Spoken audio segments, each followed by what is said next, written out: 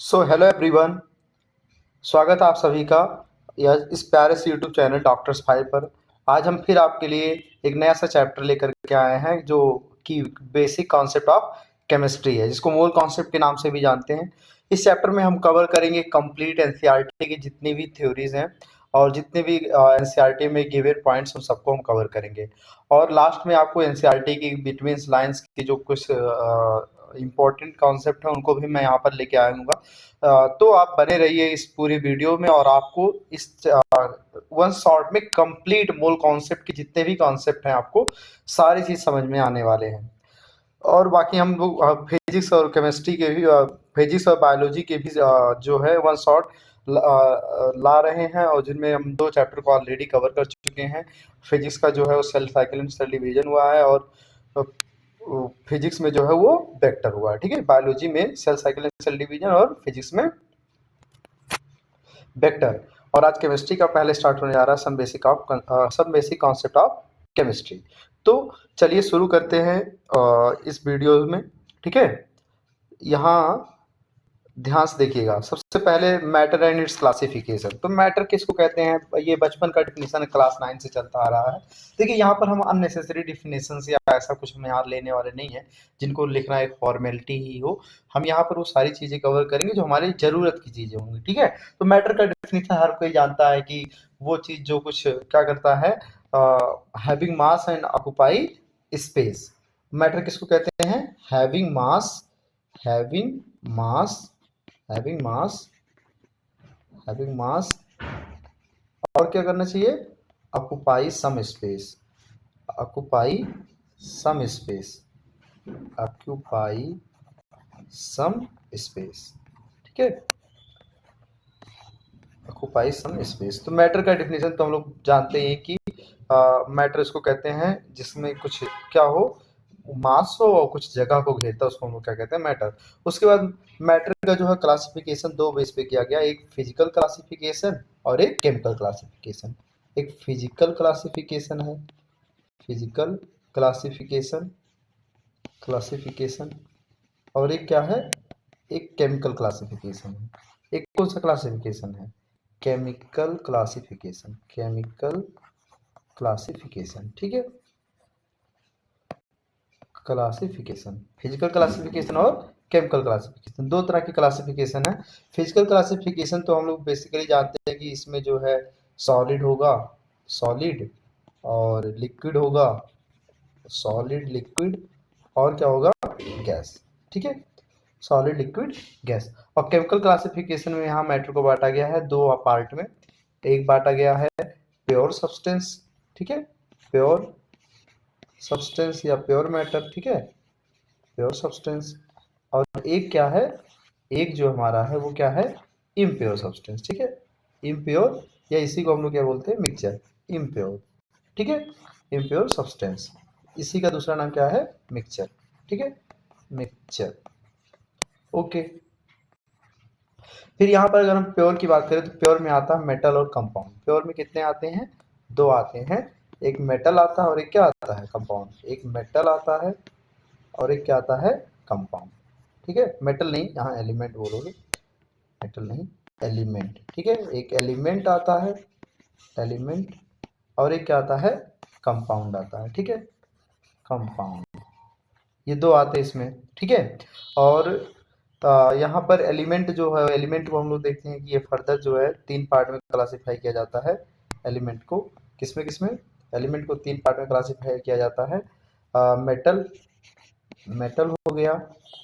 ठीक है, ये कलर नहीं अच्छा है, यहाँ पर देखिए इस कलर, मेटल आता है, और नॉन मेटल आता है, मेटल, नॉन मेटल, और मेटलॉइड, मेटल, नॉन मेटल और मेटालॉइड, मेटालॉइड।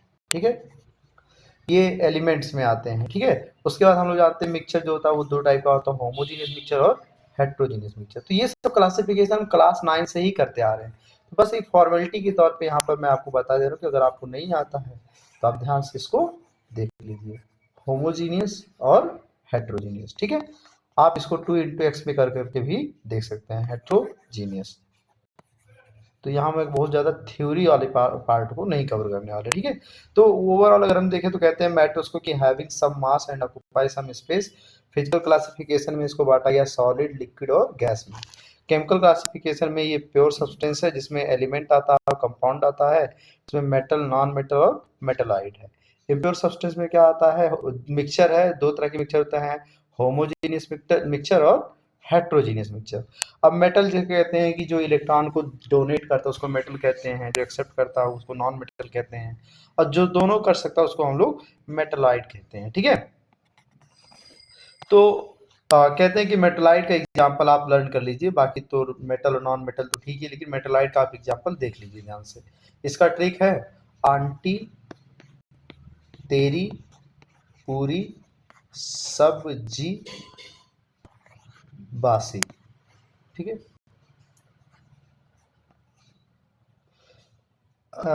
यहाँ एस्टेटिन आ रहा है, टेलोरियम, पोलोनियम, एसबी एंटीमनी आ रहा है, जर्मेनियम, और बोरॉन आ रहा है, सिलिकॉन भी आ रहा है, ठीक है। ये लोग क्या है, मेटलाइट है, ठीक है।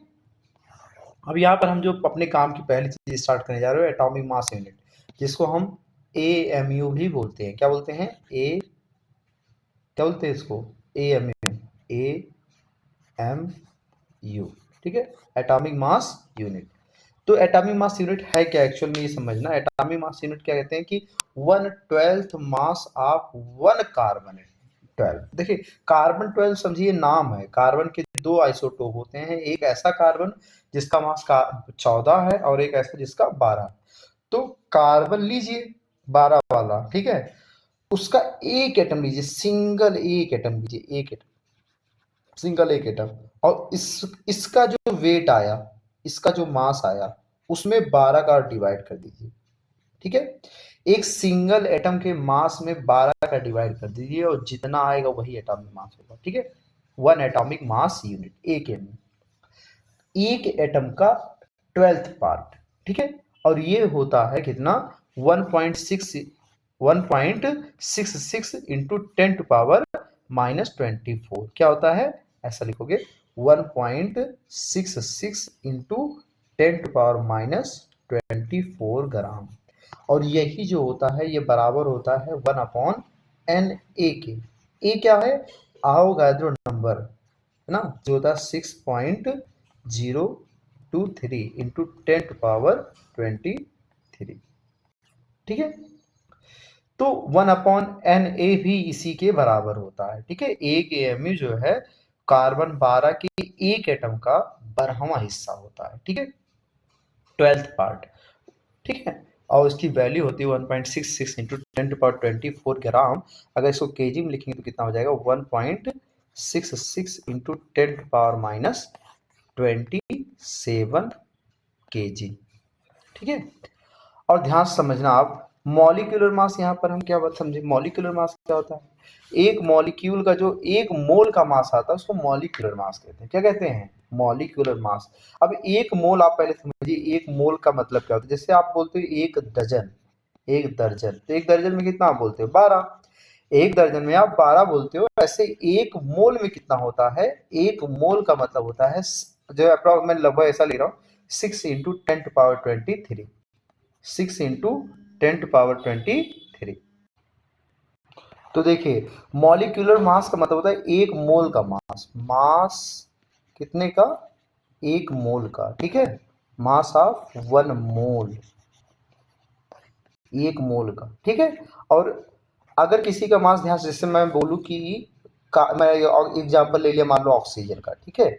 तो ऑक्सीजन का मान लो अगर मैं लिख रहा हूं कि 16 लिख दिया और 16 के आगे मैं ग्राम अगर लिख दिया, ठीक है, तो 16 ग्राम का मतलब मैं बोल रहा हूं एक मोल का मास, एक मोल का मास। चलो हिंदी में लिख देते, देखो ध्यान, एक मोल का मास, ठीक है। काम की चीजें रहेंगी, अब राइटिंग देख करके क्वालिटी का अंदाजा मत लगाइए, मैं हाथ से लिख रहा हूँ, पेन नहीं है, ठीक है। ऑक्सीजन जो है 16 ग्राम जो है, इसका मतलब एक मोल का मास है, ठीक है, एक मोल का मास। और अगर मैं 16 एएमयू लिखेंगे, 16 एएमयू, तो 16 एएमयू जो होगा एक एटम का मास होगा, एक एटम का, सिंगल एक एटम का मास, एक एटम का मास, एक एटम का मास। 16 ग्राम अगर बोले तो वो 1 मोल का होगा। 1 मोल का मतलब 1 मोल मतलब 6 × 10⁻23 का। लेकिन 16 AME बोल रहे हो तो वो 1 एटम का मास होता है। ठीक है, समझ में आया क्या? तो मॉलिक्यूलर मास मतलब होता है 1 मोल का मास। जैसे मान लीजिए आपको मॉलिक्यूलर मास निकालना है, कुछ मॉलिक्यूलर मास निकालने के लिए कुछ आपको ऑलरेडी पता होना चाहिए कुछ चीज़ों का। जैसे किसका? आप हाइड्रोजन का याद कर लीजिए, हाइड्रोजन का कितना होता है 1। आप कार्बन का याद कर लीजिए 12, ये सब कॉमन चीज इनका हमेशा आएगा। आप ऑक्सीजन का याद कर लीजिए 16 होता है। आप क्लोरीन का याद कर लीजिए 35.5 होता है। ठीक है, सोडियम का याद कर लीजिए 23 होता है। ठीक, तो सल्फर का याद कर लीजिए 32 होता है। तो ऐसे ही छोटे छोटे जो एलिमेंट्स जनरल एलिमेंट हैं इनका आपको पता होना चाहिए। बाकी जो नाइट्रोजन का याद कर लीजिए, नाइट्रोजन का 14 होता है। ठीक है, और बाकी अगर आएगा तो वो आपको गिवन होगा। तो इतना तो आपको पता होना चाहिए जिनके ज़्यादा एलिमेंट्स होते हैं, कंपाउंड्स होते हैं। ठीक है, तो अब जैसे मान लो मुझे निकालना है मॉलिक्यूलर मास H2SO4 का। H2SO4 का सब बेसिक चीज़ें हैं, लेकिन मैं अब वीडियो बना रहा हूँ तो बाकी चीज़ों को भी थोड़ा ध्यान रखना पड़ेगा। हाइड्रोजन H2SO4 अगर मान लो तो हाइड्रोजन का 1 होता है तो 2 का कितना हो जाएगा 2। सल्फर का 32 होता है और 1 ऑक्सीजन का कितना होता है 16, तो 4 का हो जाएगा 4 × 16। तो ओवरऑल जोड़ के कितना आता है 98।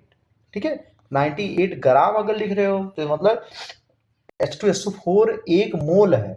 लेकिन अगर 98 AMU लिख रहे हो, ये किसका है 1 मोल का मास है, 1 मोल का मास। ठीक है, और 98 अगर AMU आप लिख रहे हो तो ये केवल सिंगल H2SO4, एक सिंगल H2SO4 का होगा, सिंगल मॉलिक्यूल का होगा, सिंगल मॉलिक्यूल का। आ रही बात समझ में? ठीक है, अब रिलेटिव एटॉमिक मास जो होता है, रिलेटिव एटॉमिक मास ये क्या होता है प्योर नंबर होता है, इसमें कोई यूनिट नहीं होता। रिलेटिव का मतलब 2 का रेशियो लिया गया। जैसे मान लो मैं बोल दूं ऑक्सीजन का atomic mass, atomic relative atomic mass को हम लोग बोलते हैं राम। क्या बोलते हैं शॉर्ट में? राम बोलते हैं। ठीक है, राम बोलते हैं, RAM, relative atomic mass of oxygen. अगर मुझे बोलना तो सीधा बोलेंगे केवल 16, ओनली 16 ग्राम, AMU कुछ भी नहीं। तो ये हो जाता है रिलेटिव एटॉमिक मास।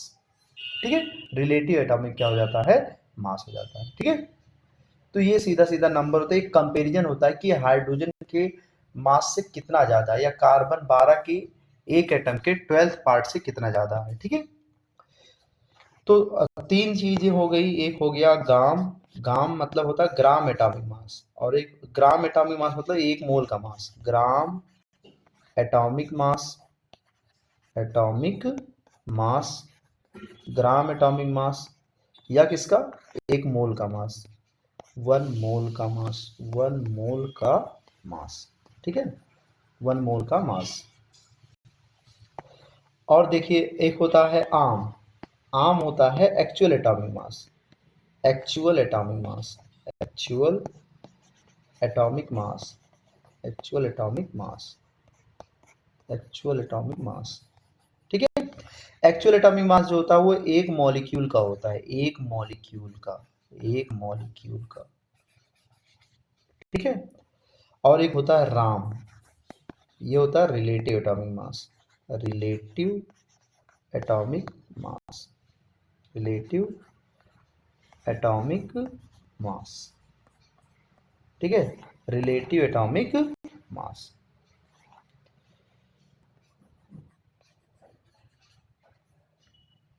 तो गाम, आम, राम, एग्जाम्पल अगर हम लेके आपको समझाएं ध्यान से देखिएगा, तीनों में सब समझाते हैं। मान लीजिए मैं एग्जाम्पल ले रहा हूँ नाइट्रोजन का, तो अगर मैं 14 ग्राम लिख दिया ना, 14 ग्राम, तो ये हो गया गाम।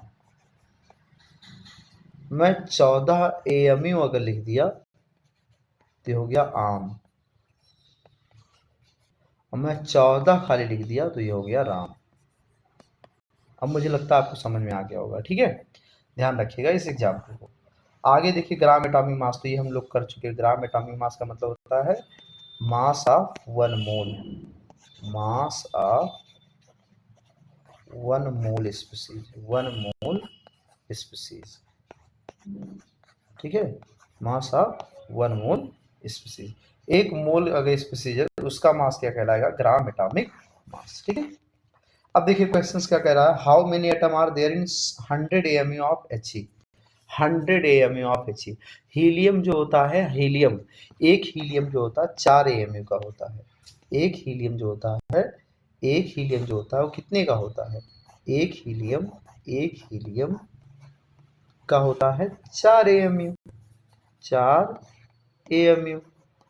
ठीक, तो ऐसे ही 100 AMU में जो हो जाएगा वो कितना हो जाएगा, 100 AMU में 4 का डिवाइड कर देंगे तो हो जाएगा 25 हीलियम। कितना हीलियम हो जाएगा, 25 हीलियम। समझ पा रहे हो ना, अरे सिंपल है यार, एक जो होता है हीलियम वो 4 AMU का है, तो 100 AMU में कितने हीलियम हो जाएंगे, 25।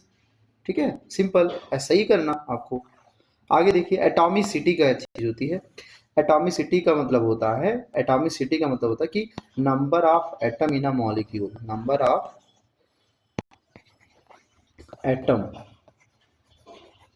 ठीक है, इन मॉलिक्यूल, मॉलिक्यूल, ठीक है, number of atom in molecule.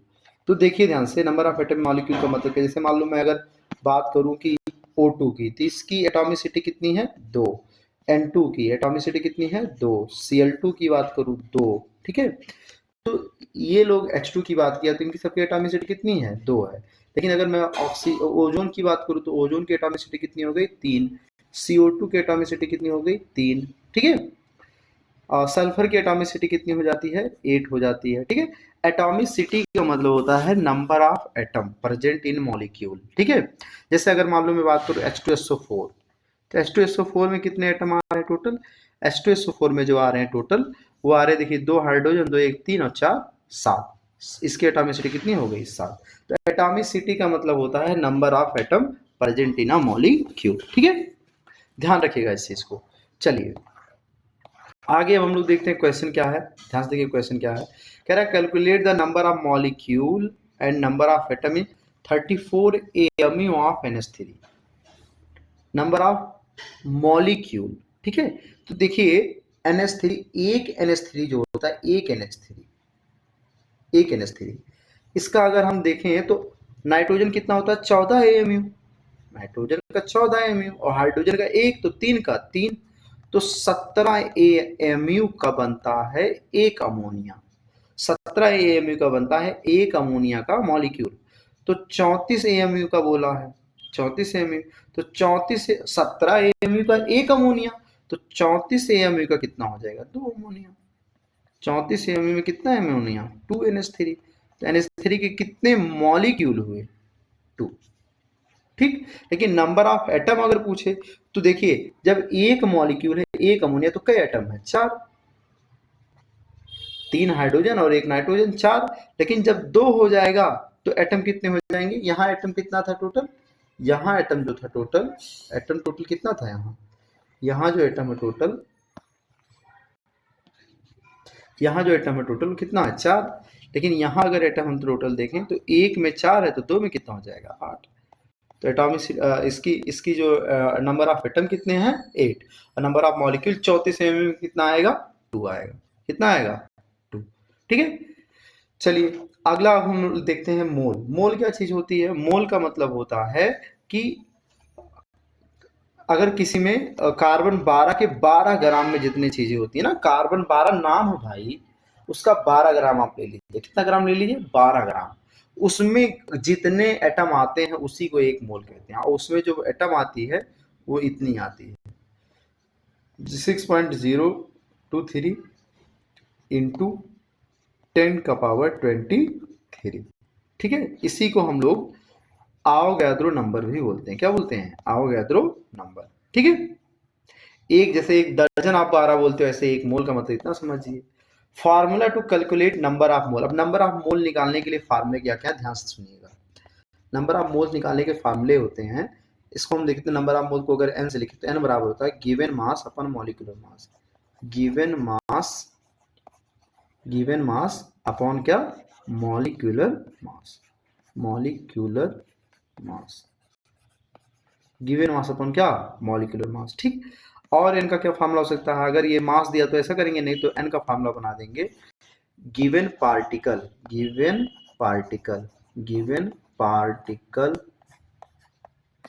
Given particle upon Avogadro number. ये दो फार्मूले हो गए, ये सभी के लिए वैलिड है। और तीसरा फार्मूला जो है n बराबर, ध्यान से देखिए, n बराबर जो है वो कहां से आ सकता है नंबर ऑफ मोल्स का? वो आ सकता है वॉल्यूम ऑफ गैस, ये केवल गैस के लिए लेकिन है, वॉल्यूम ऑफ गैस किसमें? लीटर में। तो नीचे आप लिखेंगे 22.4 लीटर। ठीक है, क्लियर है? तो ध्यान से देखिए ये नंबर आ, लेकिन ये वाला जो फार्मूला ना, ये वाला फार्मूला जो है ये ओनली फॉर गैसेस के लिए। किसके लिए? ये ओनली फॉर गैसेस, ओनली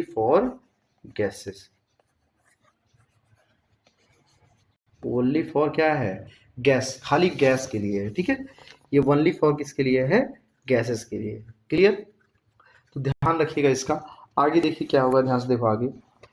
तो नंबर ऑफ मोल्स निकालने के तीन फार्मूले हैं। अभी given mass upon molecular mass, given particle upon N. अगर पार्टिकल की संख्या दे रही है तो एन कर देंगे, और अगर वॉल्यूम दिया, लेकिन ये गैस के लिए होता है केवल, ये तो ऐसा कर देंगे। और एक फार्मूला यहाँ से आप देख सकते हैं पीवी इक्वल टू एनआरटी वाले फार्मूले से। तो पीवी इक्वल टू एनआरटी से अगर नंबर ऑफ मोल्स निकालना होगा तो यहाँ से एन का फार्मूला क्या बन जाएगा? आरटी नीचे चला जाएगा, तो पीवी के नीचे क्या चला जाता है? R T. आर क्या है? गैस कांस्टेंट, और टी क्या है? टेम्परेचर। पी प्रेशर है, वी क्या है? वॉल्यूम है। ठीक है, ये एन का क्या बन जाता है? फॉर्मूला। आर की वैल्यू जो होती है वो होती है, अगर जूल में ले रहे हो तो 8.314 जूल पर मोल पर केल्विन। ठीक है, और आर की वैल्यू अगर आप उसमें ले रहे हो लीटर एटीएम में तो 0.08। ठीक है, ये होता है 0.083, ये होता है लीटर एटीएम पर मोल पर केल्विन। ठीक है, लेकिन ये वाली जो नई वैल्यू है, ये इसको न्यूमेरिकली हम 1/12 करके लगा देते हैं। कैसा? 1/12। और एक वैल्यू होती है 2 कैलोरी में, उसमें यूनिट होती है 2 कैलोरी। ठीक है, 2 कैलोरी, और बाकी आगे जो यूनिट होगी 2 कैलोरी पर मोल पर केल्विन। ठीक है, ये चीज होती है आर की वैल्यू। पॉइंट्स टू रिमेंबर में क्या ध्यान रखना है? कह रहा 1 mole of any ideal gas, कोई भी गैस हो उसका 1 मोल हो, कोई भी गैस 1 मोल, कोई भी गैस 1 मोल। ध्यान सुना, कोई भी गैस 1 मोल हो, और किस कंडीशन पे? चाहे एसटीपी बोले, स्टैंडर्ड टेम्परेचर प्रेशर, और चाहे बोले नॉर्मल टेम्परेचर प्रेशर, उसका वॉल्यूम हमेशा सेम होता है। और कितना होता है वो? 22.4।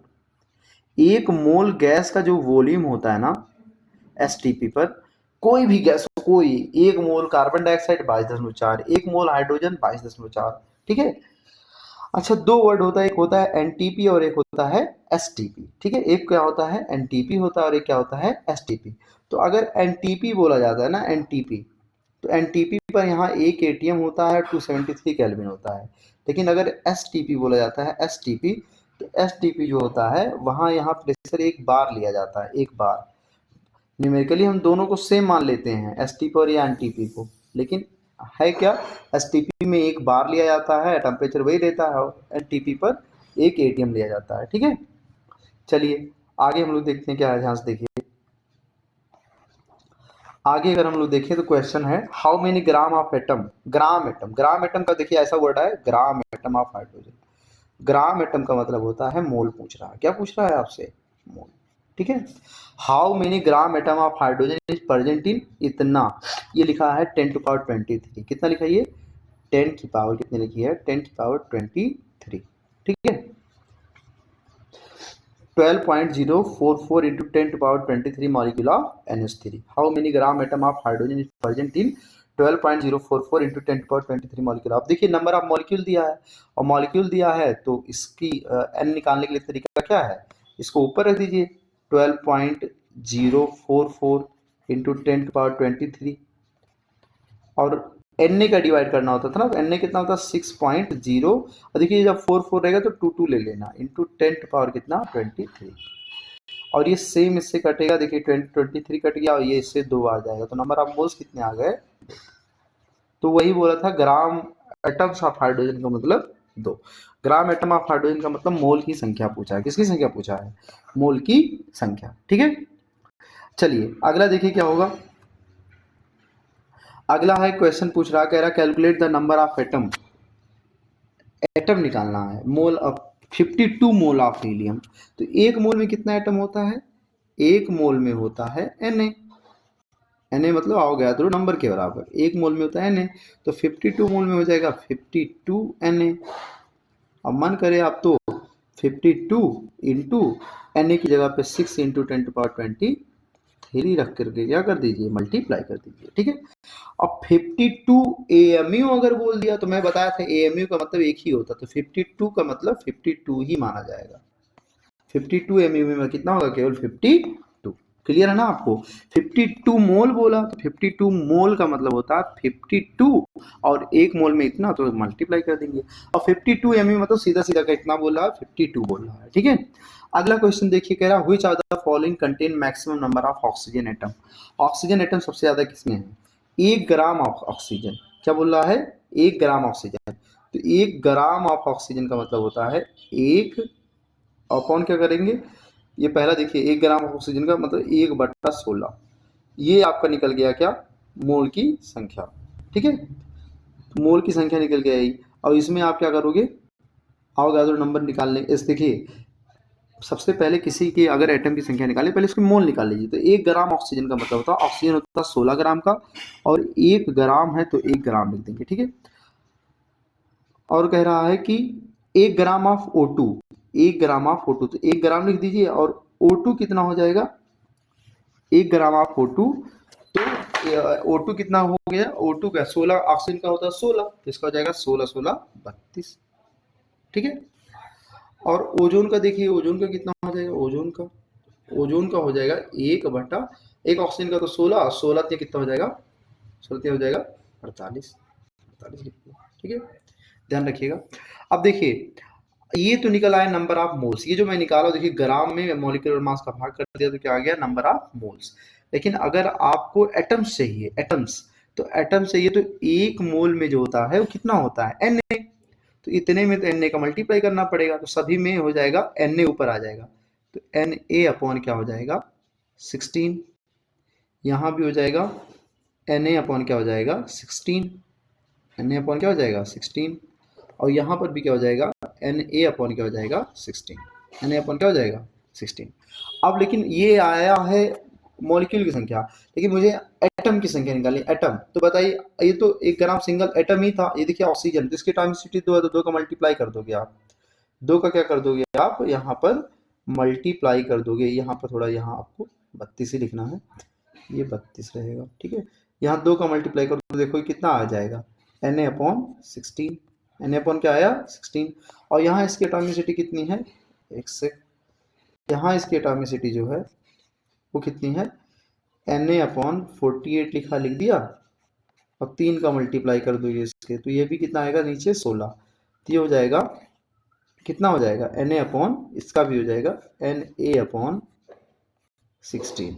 ठीक है, तो इस तरह से जो है, ये देखिए आप लोग ध्यान से, ये हो गया, ये हो गया और ये हो गया, ये तीनों जो है देखिए Na अपॉन 16 आ रहा है, तो सभी में एटम की संख्या क्या है? सेम। तो आंसर कौन सा जाएगा? ये जाएगा। देखिए हमें निकालना था एटम की संख्या, तो एटम की संख्या के लिए क्या किए, जो ग्राम की संख्या आपको दी थी, ग्राम की संख्या, सॉरी ग्राम दिया था, ग्राम में उसके एटॉमिक मास का हम क्या कर दीजिए? डिवाइड कर दीजिए, तो इससे मोल निकल आता है। फिर एक मोल में होता है Na, तो Na का मल्टीप्लाई कर दीजिए तो टोटल एटम आ गया। अब एटॉमिसिटी का भी तो मल्टीप्लाई करोगे, तो पहले वाले केस में एटॉमिसिटी एक ही है, तो जो था वही रह गया।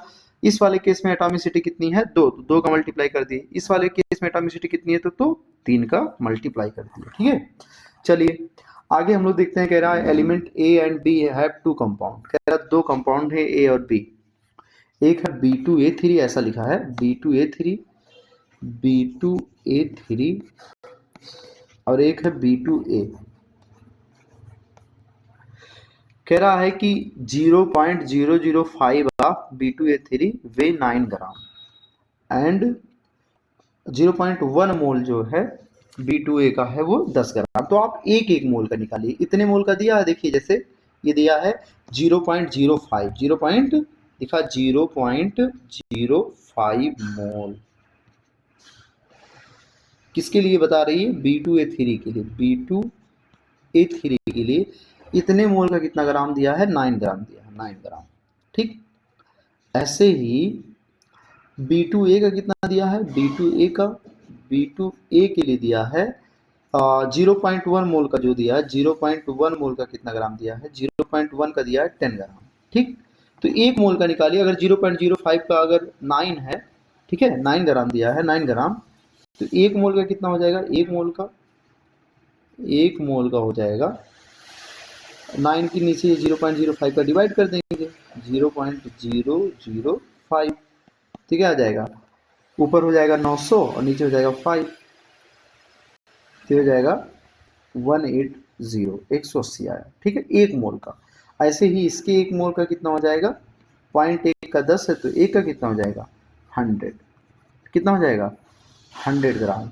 तो अब हमें एक एक मोल का निकल गया। एक एक मोल का मतलब मॉलिक्यूलर मास पता चल गया। क्या पता चल गया? Molecular mass. तो ए का जो मॉलिक्यूलर मास है, एटॉमिक मास है, उसको हम x बोल दे रहे हैं, और बी वाले क्या बोल दे रहे हैं? y। तो चलिए इस फार्मूले से देखिए, अगर ये B2A3 है तो एक का x, तो 2b का कितना हो जाएगा? 2x। एक का x तो 2b का कितना हो जाएगा? 2x। और A3 है, B2A3, तो b का मैंने क्या बोला? b का, सॉरी देखिए, b का y बोला था मैंने, तो b का यहाँ पर y लिख दे रहे, ऐसा देखिए, b का y लिख दे रहे, ठीक है, b वाले का y लिख दे रहे। तो कितना y है? 2, तो 2y प्लस a कितना है? 3 है, तो 3x, ये बराबर हो जाएगा 180 के। ठीक, और ये क्या लिखा है? B2A, मतलब y 2 है तो 2y, और a कितना है? x। देखो B2A मतलब 2 है तो 2y, और a का कितना? x, और ये कितना हो जाएगा? बराबर 100 ग्राम। ठीक है, अब यहाँ x और y को आप सॉल्व कर लीजिए, आपका आंसर आ जाएगा। ठीक है, तो ये इक्वेशन 1 है और ये इक्वेशन क्या है? 2 है।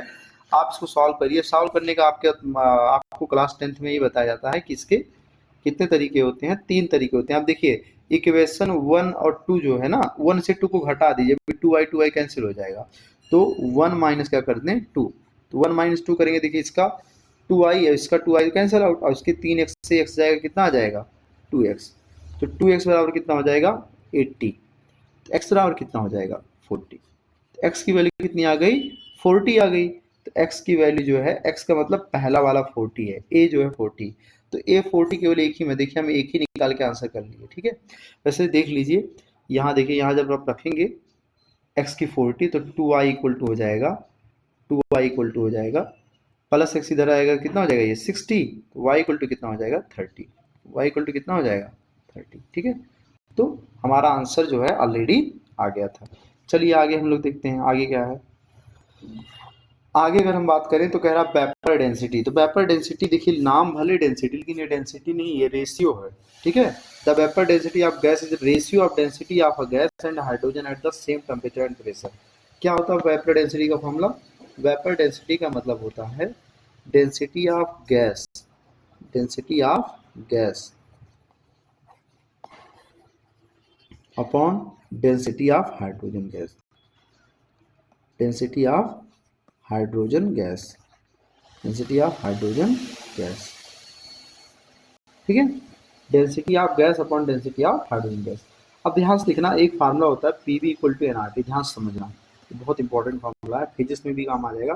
PV equal to nRT, nRT, ठीक है, ये होता है ना। तो पी लिखा, पी लिख दिया मैंने, वी लिखा, वी लिख दिया। अच्छा, ये एन क्या होता है? स्मॉल डब्ल्यू अपॉन एम, और ये क्या होता है? आर टी होता है। ठीक है, ये क्या होता है? R T. ठीक है, तो एम क्या होता है? मॉलिक्यूलर मास, मोल की संख्या हम लोग ऐसे तो निकालते हैं, मॉलिक्यूलर मास। तो यहाँ देखिए, अगर हम v को इसके नीचे लेके चले पूरा मटेरियल, देखो v को w के नीचे, तो w अपॉन क्या हो जाएगा? v। बाकी इधर सब देखिए क्या हो जाएगा? pm अपॉन क्या हो जाएगा? rt।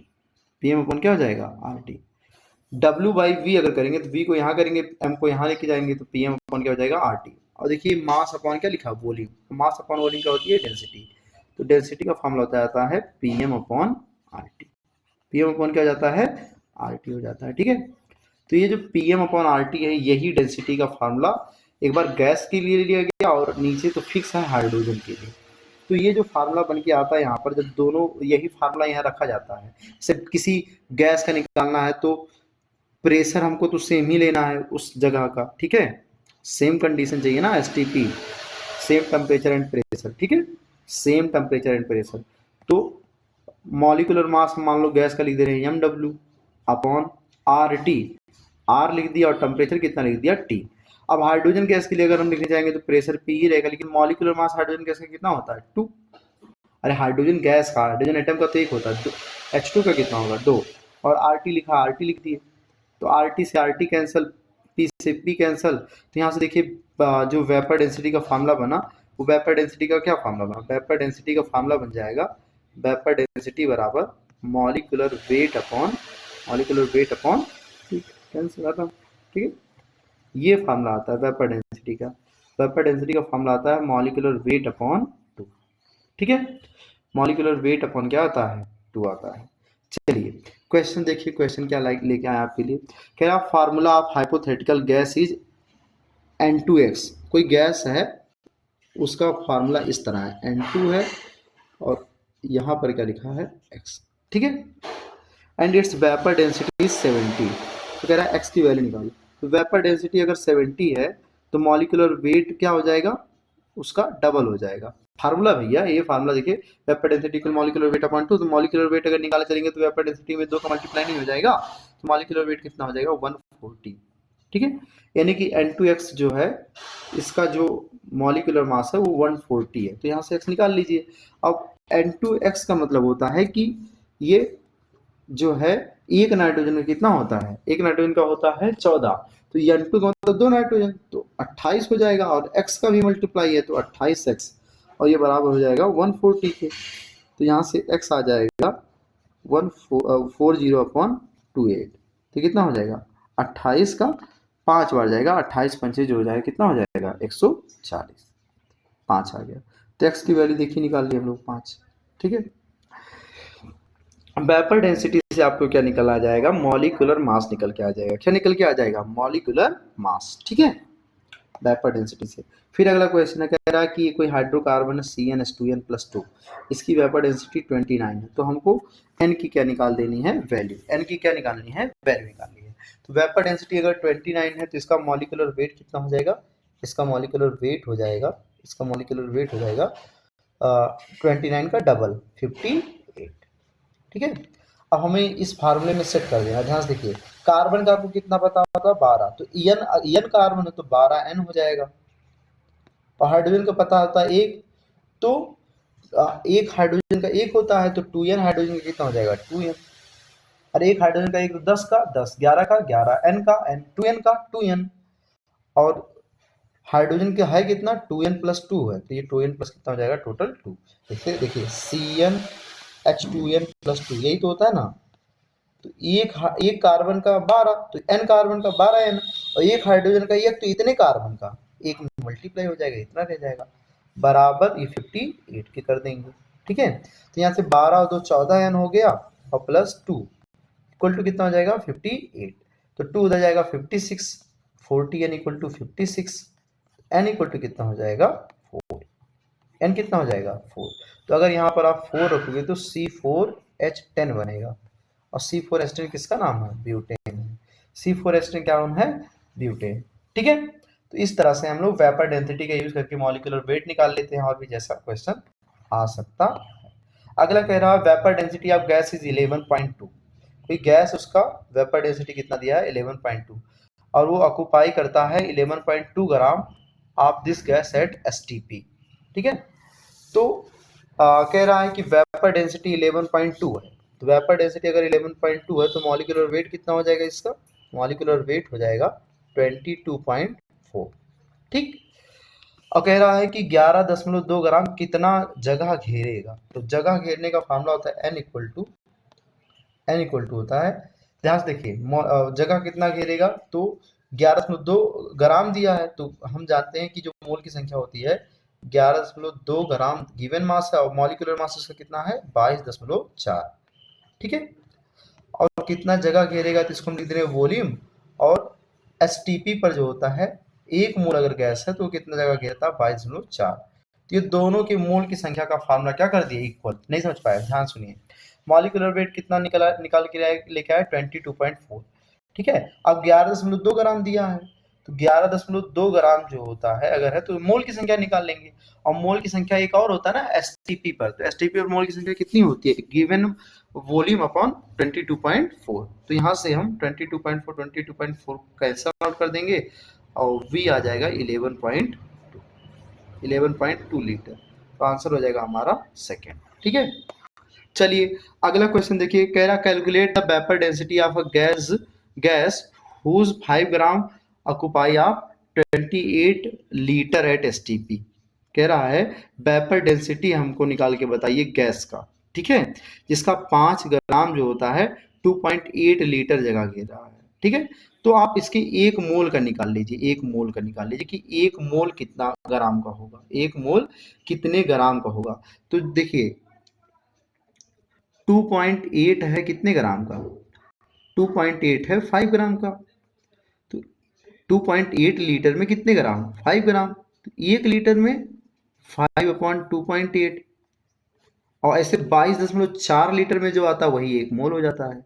22.4 में कितना हो जाएगा, 22.4 में हो जाएगा, ध्यान से देखिए 5/2.8 में मल्टीप्लाई कर देंगे 22.4 का। ठीक है, तो ये हो जाएगा सेम पोजीशन पे डेसिमल कैंसिल हो जाएगा। ठीक है, और ये जाएगा 8 बार। ठीक है, 28 का 8 टाइम जाएगा। ठीक, 64 की 4, 8 दूना 16, 6 22 हो जाएगा, 8 पंचे 40। तो यहाँ पर जो 1 मोल का मास आया वो 40 ग्राम आ गया। 22.4 लीटर का मतलब 1 मोल का मास, 1 मोल का मास, 1 मोल का मास 40 ग्राम आ गया। अब मॉलिक्यूलर वेट अगर आ गया तो हम लोग जानते हैं कि वेपर डेंसिटी का फार्मूला होता है मॉलिक्यूलर वेट अपॉन 2। तो मॉलिक्यूलर वेट हम कितना निकाले, मॉलिक्यूलर वेट हम निकाल के लाए हैं 40, तो 40 में हम 2 का भाग कर देंगे तो आंसर आ जाएगा 20। ठीक है, ये 20 हमारा क्या हो गया आंसर, 20 क्या हो गया आंसर। तो देखिए कैसे निकाले हैं, कह रहा था 5 ग्राम जो है वो 2.8 लीटर घेर रहा है, तो हम ये समझ लें कि 22.4 कितना घेर रहा है, और 22.4 का अगर हम पता कर लिए तो वही 1 मोल हो गया। तो 2.8 लीटर घेरता है 5 ग्राम, तो 1 लीटर घेरेगा 5/2.8, तो 22.4 लीटर कितना घेरेगा, 1 का जब निकल गया तो 22.4 का मल्टीप्लाई कर दिया तो 40 ग्राम, और 40 ग्राम अगर आपका निकल गया तो वेपर डेंसिटी निकालना इजी है। ठीक है, अब percentage composition and minimum molecular mass का क्वेश्चन, ये क्या होता है ध्यान से देखिए। देखिए मैं यहाँ पर आप सब कुछ लेके आया हूँ। देखिए मोल्स की संख्या निकालना सीख गए और वेपर डेंसिटी पे क्वेश्चन सीख गए।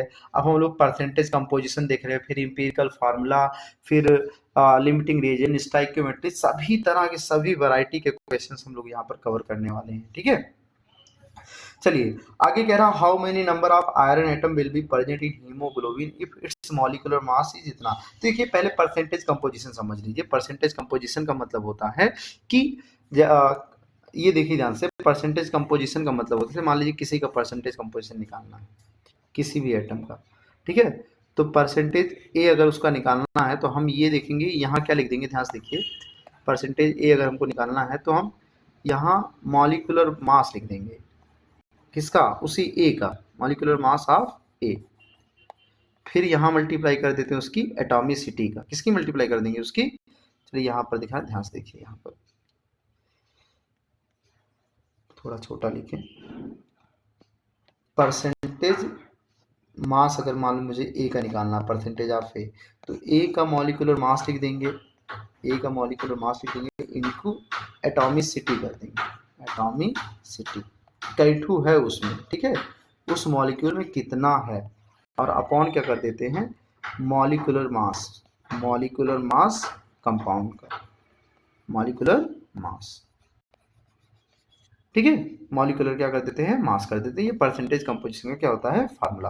परसेंटेज कंपोजिशन जिसका निकालना है उसका मास कितना है अपॉन टोटल कितना है, सिंपल। तो कह रहा how many number of iron atom will be present in haemoglobin, haemoglobin में कितने एटम होंगे इफ इट्स मॉलिक्यूलर मास, देखो मॉलिक्यूलर मास आपको दे दिया तो सीधा फार्मूला लगाइए, सीधा फार्मूला ध्यान रखिए, मॉलिक्यूलर मास आपको कितना दिया है 8000, तो 8000 लिख दीजिए, 8000 लिख दीजिए, ठीक है। 8000 नहीं 80,000 लिख दिया, 80,000 लिख दिया, चलिए लिख दिया, ठीक है। अब क्या होता है, अच्छा यहाँ 100 का भी मल्टीप्लाई करना होता है, तो 100 का मल्टीप्लाई कर दोगे आप, ठीक है। और यहाँ पर देखिए कह रहा है कि हीमोग्लोबिन जो होता है उसमें आयरन के लिए बात कर रहा है, तो आयरन जो होता है कितना आयरन एटम पूछा, आयरन एटम, तो आयरन का कितना होता है, देखिए एटॉमिसिटी, यहाँ एटॉमिसिटी जो है वो हम क्या मान के चलेंगे, एक्स बोल दे रहे क्योंकि एन बोल दे रहे, उसकी संख्या हमको निकालनी है। और परसेंटेज कितना दिया आपको 0.28, तो इसको अगर नॉर्मल में बदले तो 0.28 में कितने डिवाइड करना पड़ेगा 100 का, ठीक है। तो इसका 2 जीरो इसके 2 जीरो से कैंसिल हो गया, ठीक है। और जो है यहाँ से अगर n की संख्या हम निकालने चले तो n बराबर क्या हो जाएगा, ध्यान से देखना, n बराबर हो जाएगा ये 56 कहाँ चला जाएगा नीचे और 800 का गुणा हो जाएगा। तो ये देखिए इसका 2 जीरो इसको 2 दे अगर दे दे तो ये 28 बन जाएगा, 28, तो 8 इंटू 28 हो जाएगा और नीचे 56, तो 28 का कितनी बार जाएगा, 2 टाइम जाएगा, 2 का 8 से कटेगा तो 4 आ जाएगा, तो n की संख्या कितनी आ गई 4। तो इस तरह से हीमोग्लोबिन के मॉलिक्यूल में जो है वो कितना एटम है, 4 आयरन का एटम प्रेजेंट है, कितना 4 आयरन का एटम क्या है प्रेजेंट है। चलिए अगला क्वेश्चन देखिए, कह रहा है calculate the minimum molecular weight of compound that contains 28% of nitrogen by mass, ठीक है।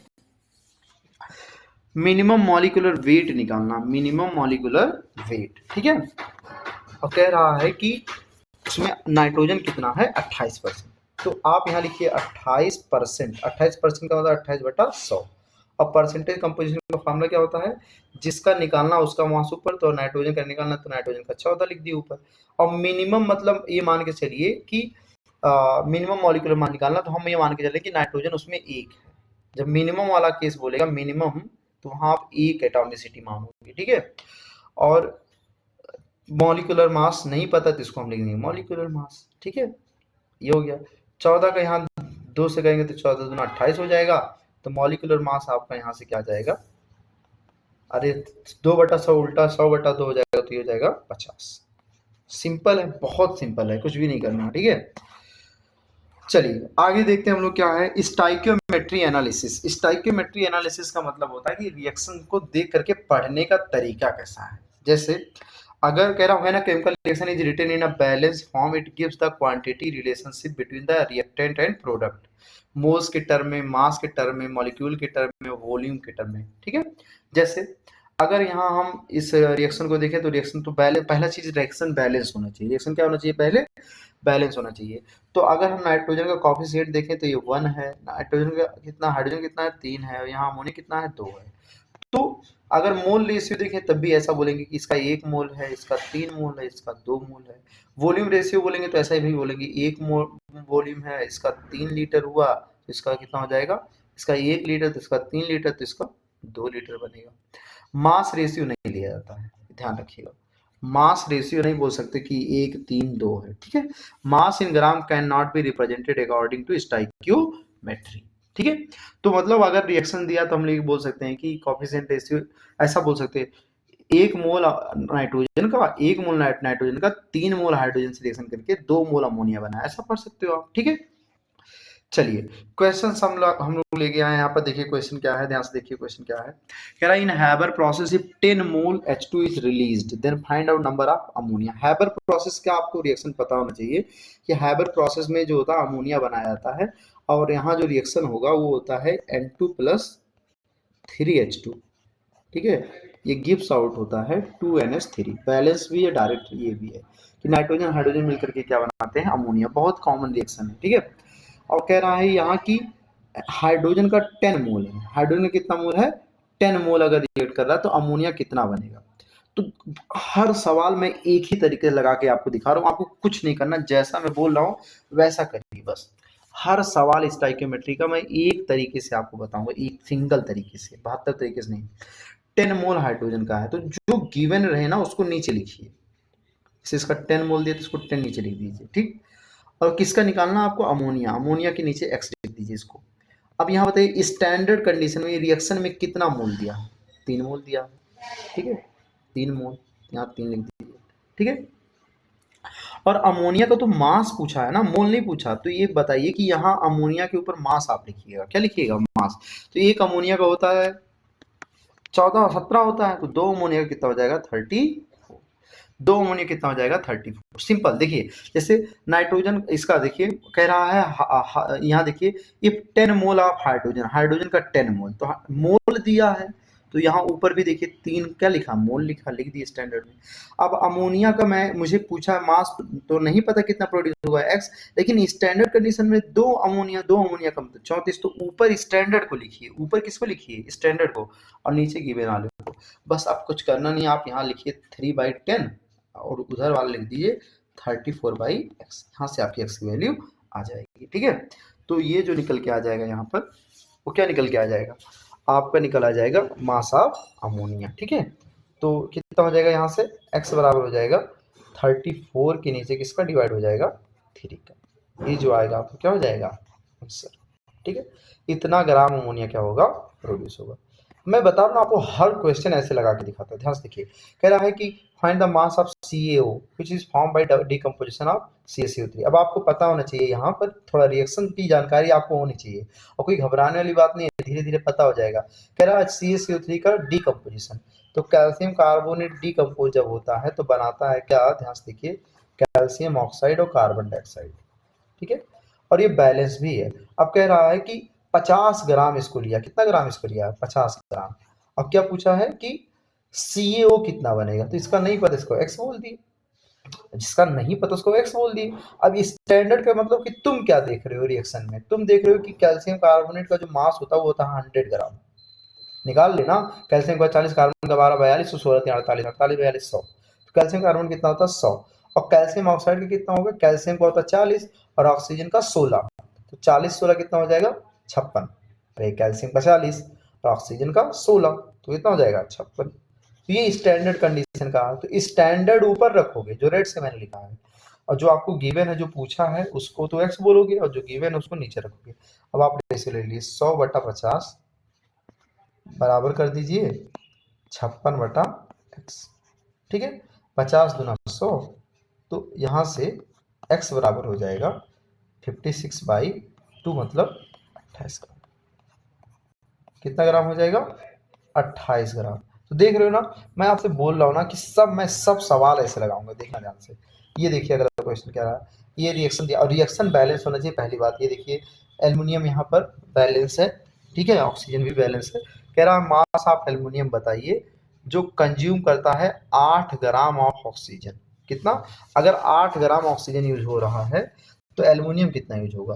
तो सिंपल आप रिएक्शन, जैसा मैं बोलता हूँ ना, रिएक्शन के नीचे लिखना स्टार्ट करने, लिखने का तरीका सीखिए, वैसा आप भी करिए। कह रहा है कि एल्युमिनियम का क्या पूछा, मास पूछा, तो मास पूछा है तो इसको x लिख दें यहाँ नीचे। ठीक है, चलिए इसको ग्रीन से लिख रहे हैं आप, ध्यान से देखिए। यहाँ आपसे पूछा है x, एल्युमिनियम का x लिख दिया। अच्छा, और ऑक्सीजन का आपको कितना दिया है 8 ग्राम, तो यहाँ पर आप सीधा 8 ग्राम कितना लिख दीजिए 8 ग्राम। ठीक, ऑक्सीजन और एल्युमिनियम में रिलेशन चाहिए। अब नॉर्मली आप बताइए कि आप रिएक्शन को देख के क्या समझ रहे हैं, रिएक्शन को देख रहे हैं कि 2 एल्युमिनियम है, तो मास के टर्म में ही देखना है। तो एक एल्युमिनियम को होता है 27, तो 2 का कितना हो जाएगा 27 दूना 54। ठीक है, 54 हो गया। और यहाँ ऑक्सीजन का मास देखेंगे तो एक O2 जो होता है O2, एक ऑक्सीजन का 16, तो 2 का कितना हो जाएगा 32, तो 32 हुआ एक O2 का, और 3/2 का अगर निकालना है तो 2 से कैंसिल होगा 16, और 16 से कितना हो जाएगा 48। तो यहाँ पर कितना आया 3/2 O2 का जो आएगा वो 48 आएगा। ये आप रिएक्शन देख के समझ रहे हो, रिएक्शन। और ये आपसे एक्स एल्युमिनियम का पूछा है, और यहाँ पर कितना था 8। ठीक है, चलिए अब आप क्या करोगे 54/x कर लोगे, 54 अपॉन क्या कर दोगे x, इक्वल टू क्या हो जाएगा 48 बाई क्या हो जाएगा 8। तो 8 का 6 टाइम आया, और 6 का कितना आया 9 टाइम, तो x बराबर आ जाएगा कितना ग्राम 9 ग्राम। x का कितना आया आपका 9 ग्राम, ये क्या हो गया आपका आंसर। देख रहे हो कितना इजिली कर ले रहे हैं हम, सबका एक तरीका, सबका एक तरीका, सबका लगाने का क्या है एक ही तरीका है। कह रहा है 1 litre of CO2 is passed on red hot charcoal. CO2 को, चारकोल का मतलब कार्बन से पास करा है, CO2 को कार्बन से पास करा है। ठीक है, तो ये क्या हो जाता है, ये कार्बन मोनोऑक्साइड बन जाता है। क्या बन जाता है, कार्बन मोनोऑक्साइड, और वो भी रिएक्शन बैलेंस करोगे तो 2 हो जाएगा। ठीक है, देखिए इधर क्या था, 2 कार्बन था 2 ऑक्सीजन, अब इधर भी हो गए 2 कार्बन 2 ऑक्सीजन, बैलेंस है। तो 1 लीटर CO2 कितना लीटर बोल रहा हूँ खुद, 1 लीटर। चलिए नीचे वाला ग्रीन से लिखते थे, ग्रीन ही लिखे ताकि आपको समझ में आए। हम क्या ले रहे हैं, इसका 1 लीटर ले रहे हैं, 1 लीटर 1 लीटर। ठीक, अच्छा, charcoal when the volume of mixture become 1.4 litre. ठीक है, the composition of reaction mixture, तो कह रहा है 1 लीटर CO2 पास कराया गया रेड हॉट कार्बन से, तो टोटल कितना हो गया 1.4 लीटर। ठीक है, तो ये मुझे बताइए कि ये रिएक्शन ध्यान से देखिएगा, इसमें क्या करना आपको, इसमें आपको करना है, ध्यान से देखिएगा। अब चलिए यहाँ पर देखिए, ध्यान से देखिए, कह रहा है कि 1 लीटर मिक्सचर CO2 का पास होता है रेड हॉट चारकोल से। ठीक है, तो कह रहा है कि रिएक्शन का मिक्सचर 1.4 लीटर। तो देखिए अगर कार्बन डाइऑक्साइड, तो इसका कुछ कार्बन डाइऑक्साइड का पार्ट क्या होगा, यूज होगा, तो जितना ये यूज होगा उतना ये बनेगा। जैसे इसका 1 है तो इसका भी 1 ही तो है, इसके 1 से 1 जा रहा है, तो इसके x अगर इसका खत्म हो रहा है तो इसका 1x बनेगा, और इसका कितना बनेगा 2x। तो टोटल ऐड करिए, देखिए ध्यान से, इनको इसको ऐड करिए, तो x माइनस x कैंसिल हो जाएगा, तो 1 प्लस 2x कितना हो जाएगा, 1 प्लस 2x जो होता है वो हो जाएगा 1 प्लस 2x बोला था कितना 1.4 लीटर, 1.4 लीटर हो जाएगा। ठीक है, तो 2x बराबर यहाँ हो जाएगा, 2x बराबर हो जाएगा 1.4 में से 1 जाएगा 0.4, कितना हो जाएगा 0.4 हो जाएगा। ठीक, तो यहाँ से x बराबर हो जाएगा 0.4 का कितना हो जाएगा 0.2, कितना हो जाएगा 0.2 हो जाएगा। ठीक है, 0.2, तो देखिए ध्यान से, तो x बराबर हो जाएगा 0.2, तो यहाँ x अगर 0.2 आ गया तो कार्बन डाइऑक्साइड कितना होगा 0.8, और ये 0.2, और ये कितना हो जाएगा 0.2 का डबल 0.4। बस सिंपल ऐसा ही क्वेश्चन था, कंपोजिशन पूछा था, कार्बन डाइऑक्साइड 0.8 लीटर और 0.2 लीटर जो है ये क्या चारकोल होगा, और 0.4 क्या होगा कार्बन मोनोऑक्साइड होगा। ठीक है, combustion reaction and problem. Combustion reaction देखिए, कंबस्शन रिएक्शन में पहले आपको रिएक्शन को लिखना आना चाहिए कि रिएक्शन कैसे बैलेंस करते हैं। तो मान लीजिए हम एग्जांपल ले रहे हैं C3H10 का एग्जांपल, मान लो मैंने ले लिया C3H8 का, सॉरी C3H8 का। अब इसको अगर कंबस्ट करना, इसको जलाना, तो कार्बन डाइऑक्साइड के रिएक्शन ऑक्सीजन से कराएंगे, तो ये सीधा सीधा हिसाब होगा कार्बन डाइऑक्साइड और प्लस H2O का, कार्बन डाइऑक्साइड प्लस H2O। ठीक है, तो देखिए ध्यान से, यहाँ कितना कार्बन है 3, तो यहाँ कितने का मल्टीप्लाई कर देंगे 3, जितना कार्बन उतना लिख दीजिए। हाइड्रोजन कितना 8, तो इसका आधा लिख दीजिए 4। ठीक है, क्या लिख दीजिए 4 लिख दीजिए। ठीक है, कार्बन का 3 तो यहाँ 3 लिख दीजिए, हाइड्रोजन का 8 है तो यहाँ उसका आधा 4 कर दीजिए। अब इधर से देखिए, 4 एकम 4 और 3 दूना 6, 10 ऑक्सीजन हो गया, 4 एकम 4 और 3 दूना 6, 10 ऑक्सीजन, तो 10 का आधा कितना होता है 5, तो यहाँ पर 5 लिख दीजिए, 5 हो खत्म, ये हो गया ना ये पर। ठीक है, तो ऐसा बैलेंस हम लोग करते हैं। ठीक है, पहले जितना कार्बन है उतना कार्बन यहाँ लिख दीजिए, फिर जितना हाइड्रोजन उसका आधा यहाँ लिख दीजिए, फिर जितना ऑक्सीजन हो उसका इधर वाला ऑक्सीजन गिन करके उसका आधा इधर लिख दीजिए। जैसे कह रहा है 3 ग्राम इथेन, तो इथेन पहले लिख लीजिए, इसको जलाइए, इथेन को C2H6, इथेन को जलाना है। ठीक है, C2H6O2 क्या हो जाएगा, ये C2H6O2 बनाएंगे तो कार्बन डाइऑक्साइड और प्लस क्या आ जाएगा H2O। ठीक है, तो यहाँ पर अब बैलेंस करिए, इसको बैलेंस करने का तरीका क्या है, जितना कार्बन यहाँ पर 2 कार्बन, तो यहाँ पर कितना लिख दीजिए 2 लिख दीजिए। ठीक है, और हाइड्रोजन कितना 6, तो यहाँ कितना लिख दीजिए 3। अब गिनिए इसको, तो 2 दूना 4 और 3 7 ऑक्सीजन आ रहा है, तो 7 का आधा कितना करेंगे 7/2, ये बैलेंस हो गया। अब हमसे जो कह रहा है वो कर दीजिए। अब क्या कह रहा है, complete combustion of 3 gram ethane, तो कह रहा है CO2 कितना निकलेगा, ये 3 ग्राम बोल रहा है। ठीक है, और CO2 कितना निकलेगा, कितना वॉल्यूम पूछ रहा है, तो वॉल्यूम पूछ रहा है तो इसका x लिख दे रहे हैं। ठीक है, अब देखिए इसका ग्राम दिया, इसका लीटर पूछ रहा है, तो करिए आप देखिए इसका ग्राम, तो C2H6 का कितना ग्राम, ये ग्राम दिया ना तो इसको ग्राम ही लिखिएगा ऊपर। तो C2 कार्बन का 12 होता तो 2 का 24, 24 से कितना हो जाएगा 30 ग्राम, ये स्टैंडर्ड है जो 1 मोल का होता, तो ये आप यहाँ 1 लिखा था इसलिए 1 का कितना होगा 30 ग्राम। और यहाँ लीटर में ऑक्सीजन का पूछा है, कार्बन डाइऑक्साइड का, तो 1 मोल का जो होता है 22.4, तो 2 का कितना हो जाएगा 2 गुणा 5.4, 2 गुणा 22.4। अब रेशियो ले लीजिए, इसका रेशियो, इसका रेशियो, मतलब 30 के नीचे 3, तो यहाँ क्या कर दोगे आप, 2 इंटू 22.4 अपॉन एक्स, तो ये हो जाएगा 10 और ये हो जाएगा कितना 5। तो यहाँ से x बराबर हो जाएगा 5, x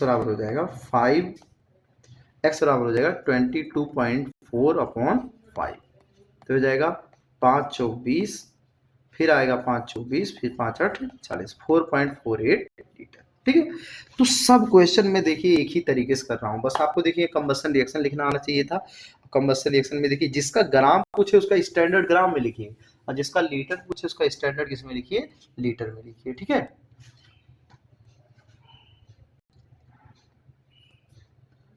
ओके, देखिए ध्यान से क्वेश्चन देखिए अगला क्या कह रहा है, कहा for complete combustion of 1.12 litre of butane. अब इसका कंबस्शन रिएक्शन लिखिए, C4H10 का लिखना, C4H10 का, ध्यान से देखिए क्या होगा, C4H10 का, C4H10। ठीक, इसका मैं लिख दे रहा हूँ किससे, इसका जलाऊंगा ऑक्सीजन से। ठीक है, तो क्या होगा, ये आपको लिखना है कार्बन डाइऑक्साइड को, और किसको लिखना है, H2O को। ठीक है, ये तो आपको लिखना है। अब यहाँ पर देखिए कितना कार्बन है, 4, तो यहाँ भी आप कितना लिखेंगे, यहाँ पर लिखेंगे आप 4। ठीक, ओके। अच्छा, अब देखिए हाइड्रोजन कितना है, 10, तो यहाँ कितना लिखेंगे, 5। अब इधर ऑक्सीजन गिन लीजिए, 5 1 5 और 4 2 8, 8 5 13, तो यहाँ क्या करोगे 13/2, क्या करोगे 13 क्या करोगे 2 कर दोगे। ठीक है, ये आप रिएक्शन को लिख ले गए। अब देखिए आप क्या कह रहा है, कंप्लीट कंबशन 1.12 लीटर, 1.12 लीटर, तो 1.12 यहाँ दिया, इसका तो 1.12 लिख दीजिए। Product of volume H2O and carbon dioxide produce, दोनों का पूछा है, H2O का भी पूछा है और वॉल्यूम पूछा, तो इसका x लिख दे रहे हैं, इसका x लिख दे रहे हैं। ठीक है, okay, volume of H2O gas यहाँ बोला, तो H2O का भी हम गैस मान के चलेंगे। ठीक है, तो 1.12 लीटर। अब देखिए लीटर के लिए जब बोलेगा, यहाँ पर लीटर के लिए जब बोलता है तो हम कितना लेके चलते हैं STP पर, 22.4, इसका 22.4। ठीक है, और इसका 4 आगे लिखा तो 4 गुणा 22.4 होगा, और इसका कितना लिखा है, इसका जो लिखा है 5, तो इसका हो जाएगा 5 गुणा 22.4। ठीक है, अब जिसका जिसका निकालना उसका लिख दीजिए। आपको इसको y बोल दीजिए, आपको इसका इसका देखिए, इसका कंपेरिजन कर दीजिए, 22.4 अपॉन 1.12। ठीक है, 1.12 इक्वल कितना हो जाएगा, 4 इंटू 22.4 और अपॉन कितना हो जाएगा x, तो यहाँ से x भी आ जाएगा, तो ये और ये क्या हो जाएगा, कैंसल आउट हो जाएगा, तो x बराबर हो जाएगा 4 दूना 8, 4 एकम 4, ठीक है, 4 एकम 4, 4.48 लीटर, 4.48 लीटर। ऐसे अगर मान लीजिए आपको निकालना है किसका, और ये वाटर का निकालना, तो फिर उसी 22.4 और अपॉन कितना 1.12, ये वाला टर्म, इस वाले टर्म को कंपेयर अब की बार इससे कर दीजिए, तो ये क्या हो जाएगा, इक्वल 5 इंटू 22.4। ठीक है, और नीचे कितना हो जाएगा y, तो ये इससे क्या होएगा, कैंसिल, आपकी बार 5 को मल्टीप्लाई, 5 2 जा 10, 5 1 जा 5 6 हो गया, 5 1 जा 5, फिर 5.6 लीटर, 5.6 क्या आ गया लीटर। ठीक है, ये हो जाएगा हमारा। तो देख रहे ना कितना आसान सा क्वेश्चन है। अब स्टोइकियोमेट्री आती है परसेंटेज प्योरिटी, कोई भी परसेंटेज आपको निकालना चाहिए, प्योरिटी पूछे, इम्प्योरिटी पूछे, यील्ड पूछे, इससे क्या लेना देना, आपको परसेंटेज आना चाहिए। नाम अलग अलग है तो क्या अलग अलग क्वेश्चन हो गया।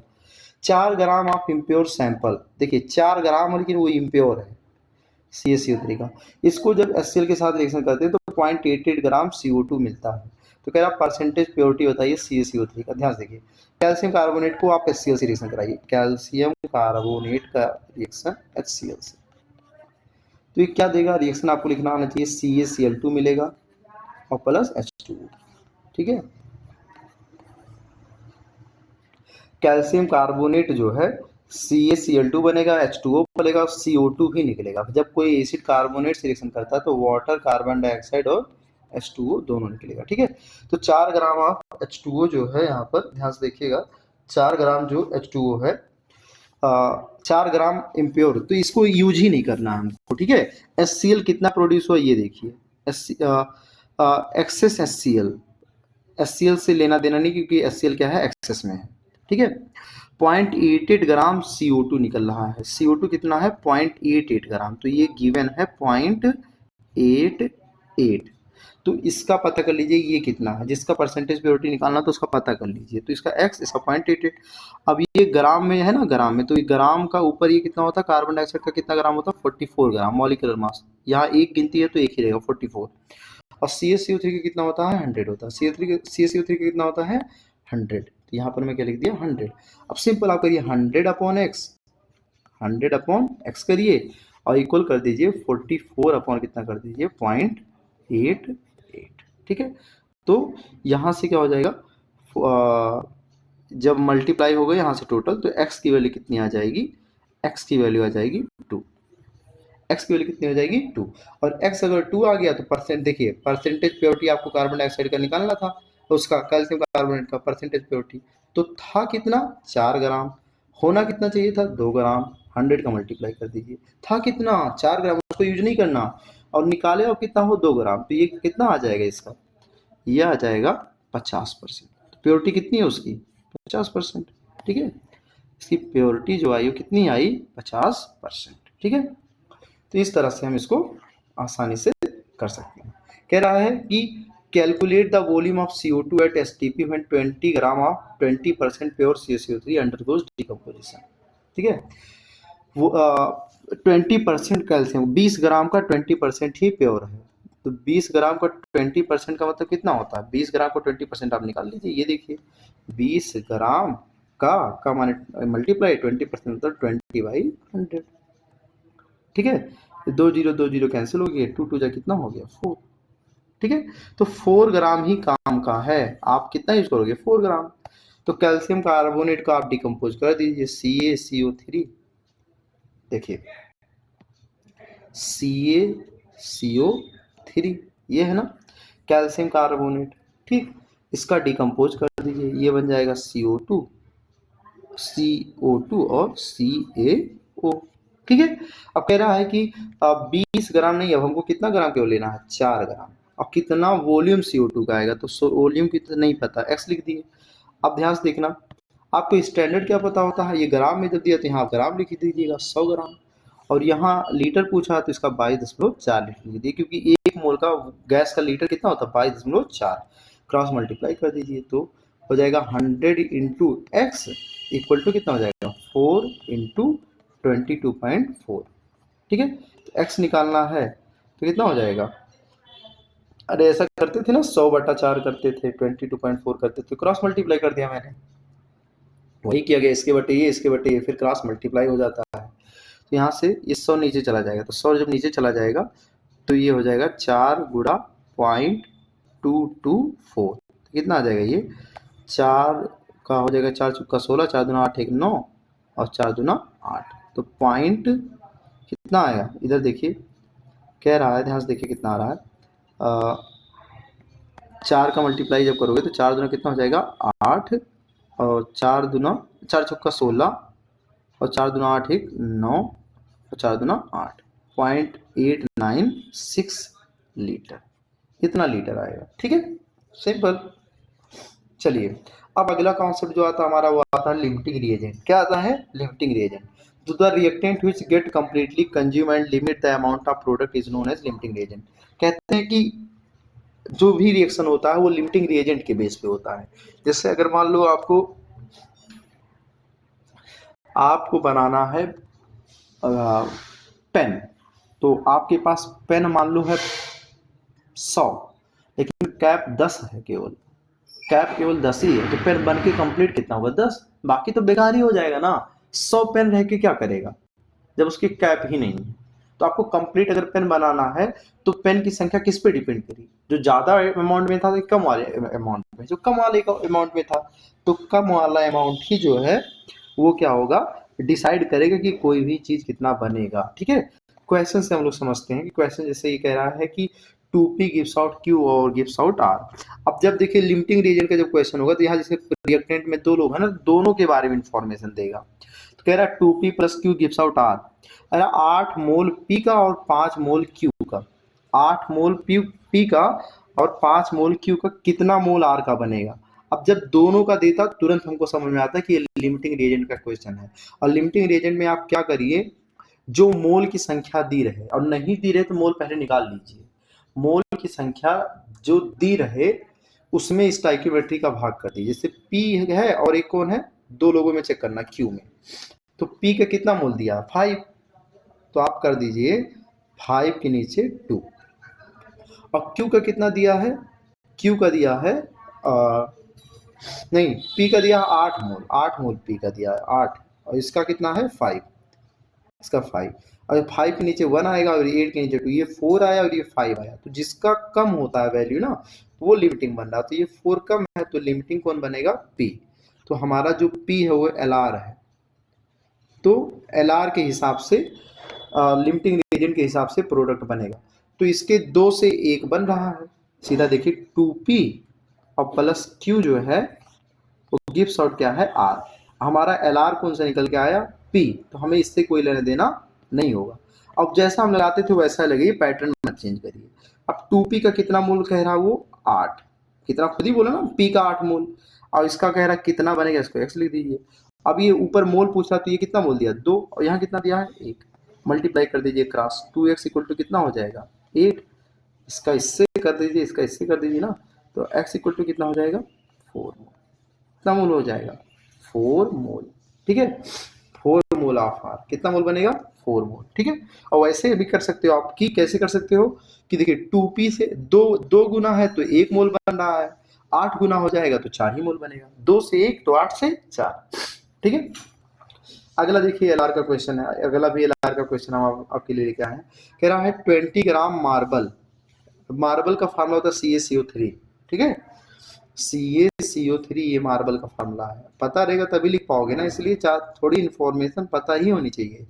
इसका रिएक्शन HCl से कराओगे। अब एसिड जब इससे रिएक्शन करेगा तो ये बनेगा CaCl2, और क्या बनेगा CaCl2, और प्लस ये बन जाएगा कार्बन डाइऑक्साइड बनेगा और प्लस H2O, ठीक है। ज़्यादा बड़ा लिख दिया, इसको एडजस्ट करना पड़ेगा, रुकिए ध्यान से देखिए। रिएक्शन बैलेंस होना चाहिए, अगर बिना रिएक्शन बैलेंस के क्वेश्चन लगा दिए तो आपका सवाल गलत हो जाएगा, ठीक है। ये देखिए CaCO2 क्या है CaCO3, ठीक, इसका रिएक्शन HCl से जब कराओगे तो ये क्या बनेगा, ये बनेगा CaCl2 बनेगा, और प्लस क्या बनेगा CO2 बनेगा, और प्लस क्या बनेगा H2O बनेगा। अब देखिए बैलेंस कि नहीं, यहाँ क्लोरीन 2 है, यहाँ क्लोरीन 1 ही है, तो यहाँ 2 लिख दीजिए, ठीक है।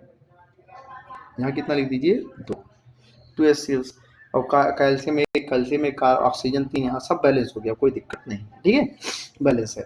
तो कह रहा 20 ग्राम मार्बल, तो ये 20 ग्राम लिख दीजिए, 20 ग्राम दिया ना, 20 ग्राम लिख दीजिए, ठीक है। 20 ग्राम HCl, तो ये भी 20 ग्राम दिया, ठीक है। कह रहा है कि कितना CO2 बनेगा, कितना CO2 बनेगा। तो आप पहले क्या करिए, 20 ग्राम जो दिया इससे आप क्या निकाल लीजिए, मोल की संख्या निकाल लीजिए, 20 ग्राम से क्या निकाल लीजिए मोल की संख्या। तो कैल्शियम कार्बोनेट का जो मॉलिक्यूलर मास होता है 100, तो 20 दिया, 20 के नीचे कितना हो जाएगा 100, ठीक है। और HCl का जो होगा, HCl का भी 20 ग्राम दिया है तो 20 हो जाएगा, और HCl का मॉलिक्यूलर मास होता है, क्लोरीन का होता है 35.5 और एक हाइड्रोजन का, तो 35 से कितना हो जाएगा 36.5, ठीक है। तो ये आएगा कितना, ये आएगा 0.2, और ये कितना आएगा लगभग, अरे इसको अगर मोटा हिसाब से देख लीजिए, केवल हमको ये पता करना है कि एल आर कौन सा, बाकी इसको सॉल्व करने को ज़्यादा जरूरत नहीं है। ये 0.2 मोल आया, तो इसका कितना आएगा, इसका जो है इसको 200 कर देंगे तो इसका डेसिमल हट जाएगा, और इसका 25 से काट दीजिए इसको, या 5 से काटिए, या आएगा इसका सीधा हिसाब रखिए, ये इसको मान लीजिए लगभग कितना 365 का 0.6 टाइम लग हो जाएगा, 3×18 0.6 नहीं जाएगा तब भी 0.5 तो जाएगा ही जाएगा, ठीक है 0.5 जाएगा इसका, समझो अगर। तो एक हिसाब से देखिए ये 0.2 आ रहा है, ये 0.5 आ रहा है, ठीक है।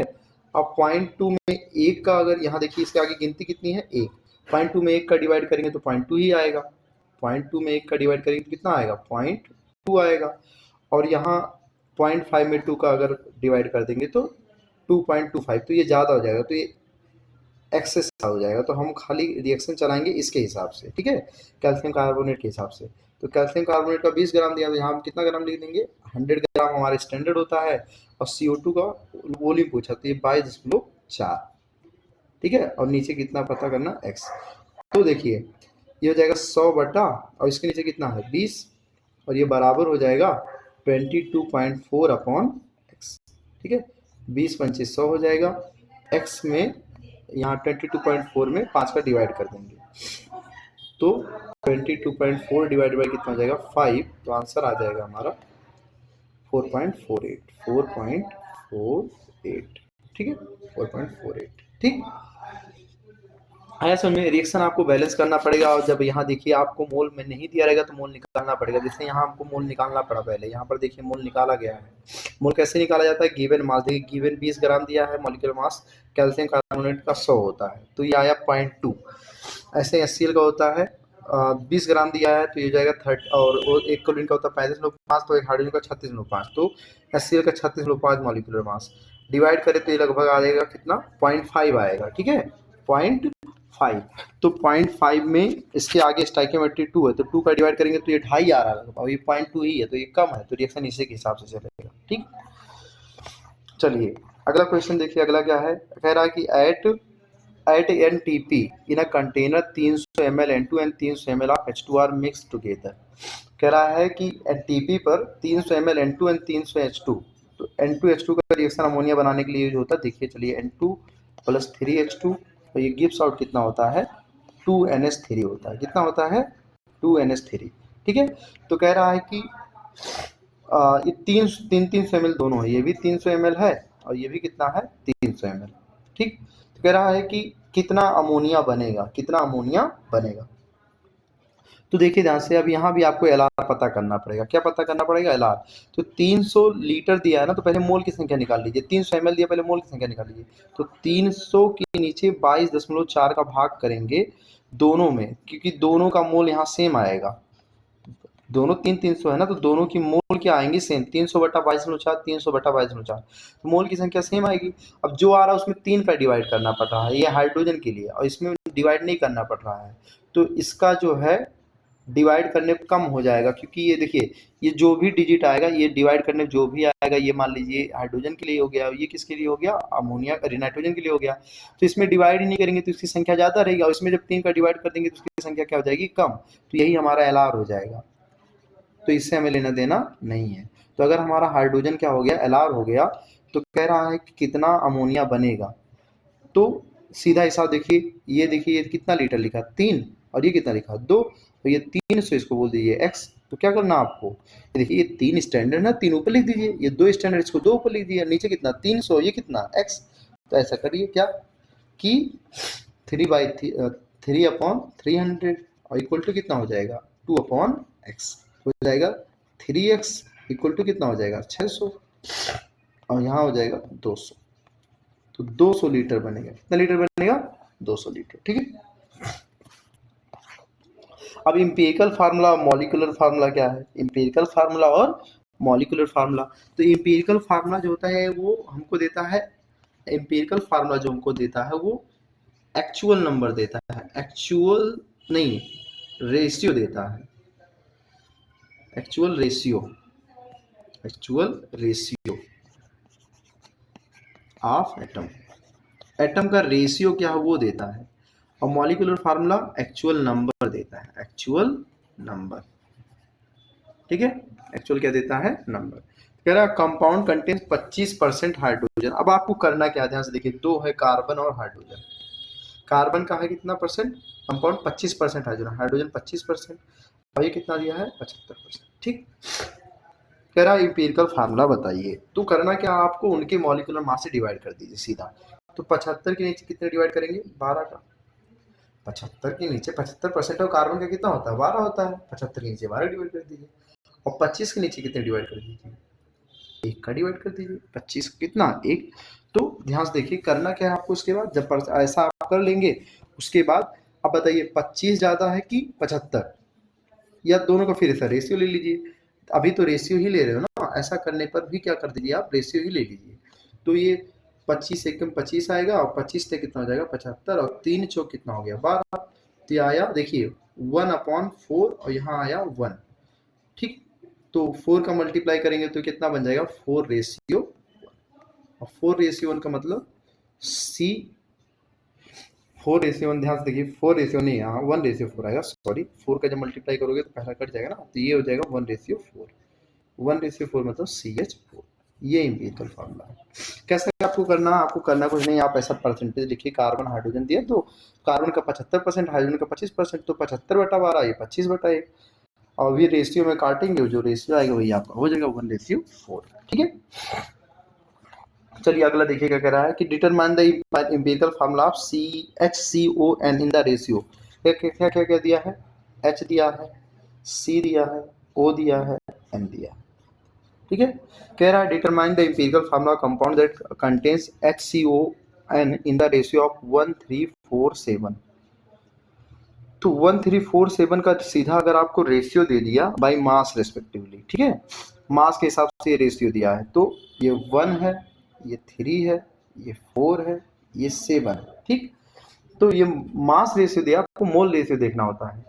सुन रहे क्या बोल रहा हूँ, मास रेशियो दिया भैया, मास रेशियो दिया है, आपको मोल रेशियो चाहिए। तो हाइड्रोजन का मॉलिक्यूलर मास कितना होता है 1, कार्बन का कितना होता है 12, ऑक्सीजन कितना होता है 16, नाइट्रोजन कितना होता है 14।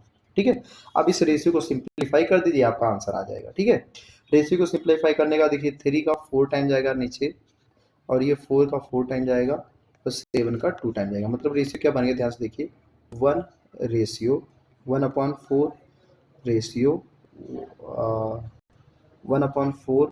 रेशियो 1/2। तो 4 का मल्टीप्लाई कर दीजिए, तो ये जो नीचे 4 आ रहा हट जाएगा, तो 4/1 और 4 का जब इसमें मल्टीप्लाई करेंगे तो यहाँ पर 2 हो जाएगा, यानी कि जो फार्मूला बन रहा है वो बन रहा है H4CON2। ठीक है, H4CON2 ये फार्मूला है NH2CONH2 का। ठीक है, अब कह रहा है लॉज ऑफ केमिकल कॉम्बिनेशन। अब ये लास्ट टॉपिक हमारे चैप्टर का, ध्यान रखिएगा। Laws of conservation of mass, ये लेवोसियर ने दिया था लेकिन टेस्ट किया था लैंडॉल्ट ने। ठीक है, कहते हैं कि मास ना तो आप बना सकते हो ना ही नष्ट कर सकते हो, बस उसका क्या कर सकते हो, फॉर्म चेंज कर सकते हो। ठीक है, तो सिंपल चीज है।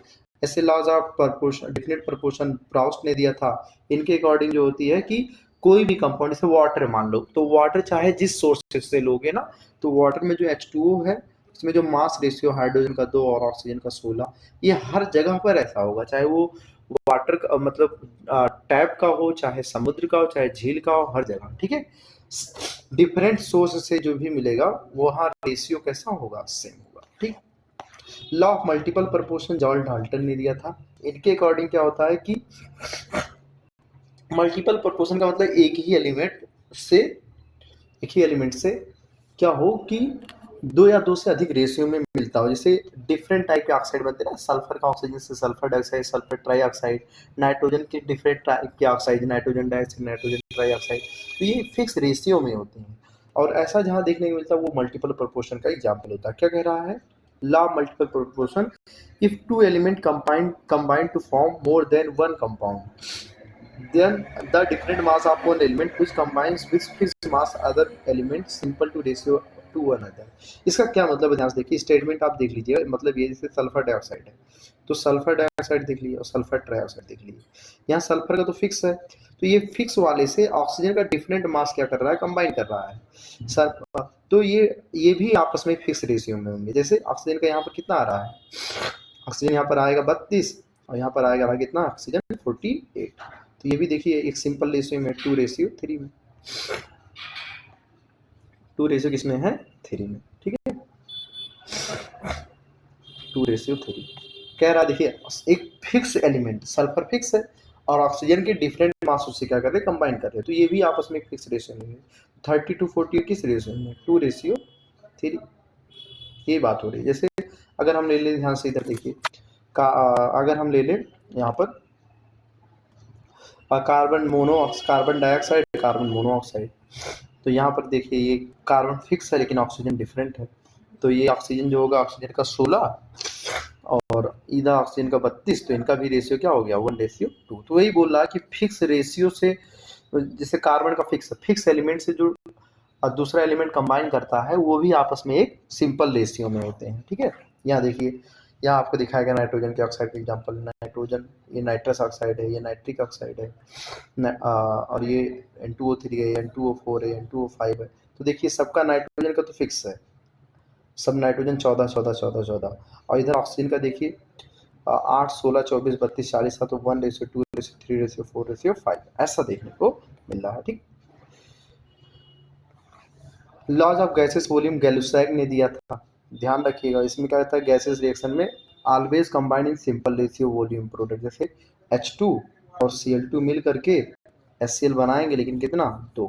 तो कहते हैं एक H2 एक HCl, एक H2 एक HCl मिल करके 2, एक H2 एक Cl2 मिल करके 2 HCl बना रहे हैं। तो इनमें जो रेशियो है 1:1:2 का।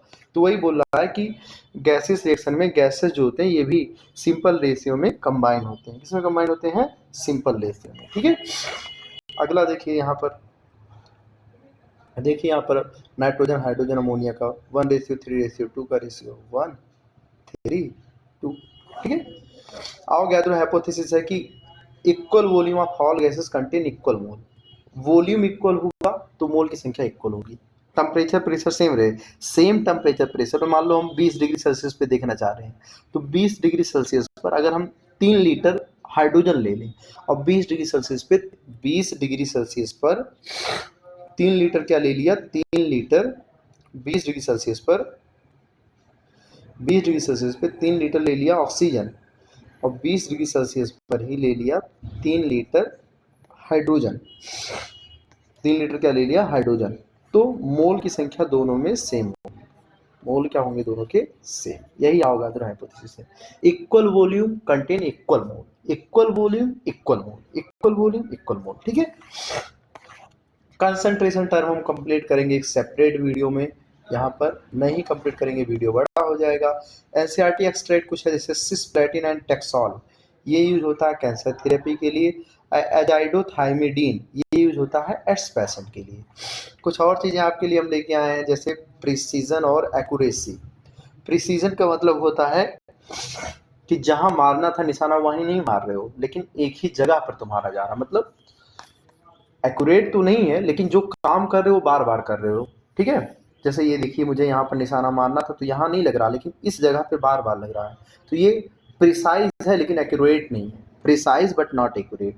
और ये देखिए, ये यहाँ पर क्या कर रहा है कि मार तो रहा है देखिए, लेकिन वो एकदम बीच में नहीं जा रहा है। ठीक है, तो एक्यूरेट तो है, लगभग एक्यूरेट तो है, लेकिन बहुत प्रिसाइज नहीं है, कभी इधर हो जा रहा कभी उधर हो जा रहा है। और ये देखिए ना, अपने टारगेट के करीब भी नहीं है और इधर उधर भी हो रहा है, तो ना इधर एक्यूरेट ना प्रिसाइज। और ये देखिए एकदम उसी निशाने पर लग रहा है और बार बार लग रहा है, तो ये कहेंगे प्रिसाइज और एक्यूरेट। ठीक है, तो अगर आप कोई वैल्यू निकाल रहे हो और आप ट्रू वैल्यू के करीब हो, बार बार आप बार बार वो वैल्यू निकाल रहे हो और जो वैल्यू होनी चाहिए वही वैल्यू आ रही है, तो आप एक्यूरेट हो। लेकिन आप बार बार निकाल रहे हो और आपकी वैल्यू हर बार 10 कम आ रही, हर बार 10 कम आ गया, हर बार 10 कम आया, तो आपकी प्रिसीजन सही है लेकिन एक्यूरेसी नहीं सही है, मतलब करेक्ट नहीं हो लेकिन प्रिसीजन सही है। समझ पा रहे हो ना, आप ट्रू वैल्यू के करीब हो गए जितना, आपकी एक्यूरेसी ज्यादा, आप ट्रू वैल्यू के जितने दूर हो गए आपकी एक्यूरेसी कम। और प्रिसीजन क्या होती है, गलती तो हो रही लेकिन वही गलती बार बार हो रही, सेम गलती, तो उसको हम लोग बोलते हैं प्रिसाइज। सिग्निफिकेंट फिगर देखिए, इस एग्जांपल से आपका सिग्निफिकेंट एकदम क्लियर हो जाएगा, कुछ भी कंफ्यूजन नहीं होगा। ठीक है, इस तरह से अगर नॉन जीरो डिजिट हो, ठीक है, तो उनको सीधे सिग्निफिकेंट में कंक्लूड किए जाते हैं। डेसिमल पॉइंट्स के बीच में या कहीं भी जीरो फंसा हो तो उनको भी सिग्निफिकेंट कंसीडर करते हैं। ऐसा अगर लिखा हो डेसिमल लगा के 0 मीटर, जिसको कंसीडर किया जाता है 5 सिग्निफिकेंट फिगर, यहाँ नहीं करेंगे, शुरू के आगे की जीरो नहीं किया जाएगा, एक ही सिग्निफिकेंट फिगर है। यहाँ भी आगे का नहीं किया जाएगा लेकिन ये पीछे वाला किया जाएगा, यहाँ 4 सिग्निफिकेंट फिगर है। और यहाँ देखिए, अगर ऐसा नॉर्मली छोड़ दिया तो ये जीरो नहीं माना जाएगा, तो ये यहाँ 3 ही सिग्निफिकेंट फिगर है। लेकिन यहाँ केजी अगर लिख दिया तो ये सभी सिग्निफिकेंट फिगर में कंसीडर किए जाएंगे। तो आप ध्यान से देख लीजिएगा सिग्निफिकेंट फिगर को। ठीक है, तो यहाँ पर हम जो है जाते आते आपको बोलना चाहेंगे थैंक यू। आप पूरा वीडियो ध्यान से देखिएगा अच्छे से।